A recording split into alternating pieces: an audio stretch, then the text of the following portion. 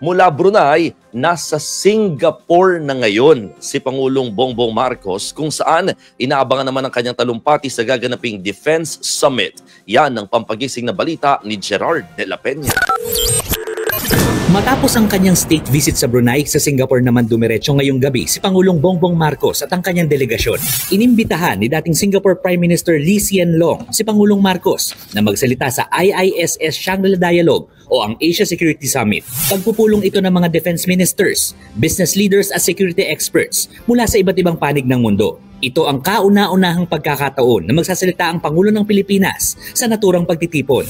Noong nakaraang taon, si Philippine Coast Guard Commodore J. Tariela ang nagsalita sa taunang meeting. Darating din dito si Defense Secretary Gibo Teodoro, Philippine Coast Guard Admiral Ronnie Hill Gavan at si National Security Advisor Eduardo Año.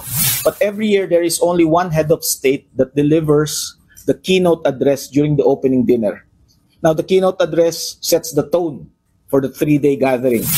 Sa Biyernes ng gabi ang opening ceremonies ng Defense Summit. Bago ito, magkakaroon muna ng bilateral meeting si PBBM kasama ang bagong Prime Minister ng Singapore na si Lawrence Wong. Ayon sa ating embahada, wala silang inaasahang malaking pagbabago sa mga pulisiya ng Singapore at sa relasyon nila sa Pilipinas. Essentially, the way I see it, it's business as usual. We think that Singapore will continue its foreign policies and its other policies. Sa kabila ng tumataas na kaso ng COVID-19 sa Singapore, wala raw abiso kay PBBM para magkaroon ng espesyal na paghahanda. Wala rin daw dapat ipag-alala ang mga Pilipino na nagnanais bumisita rito. There have been no reported increase in hospitalization cases.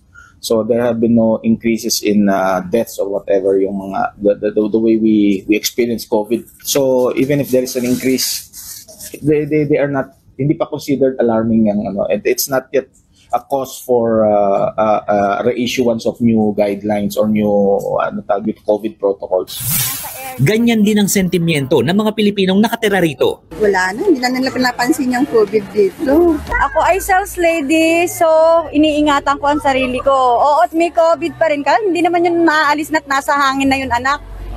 Ang alagaan na lang natin, ang kalusugan natin, immune system natin, i-boost natin. Para makasiguro at magkaroon ng peace of mind ng mga turista, magsuot na lang ng face mask.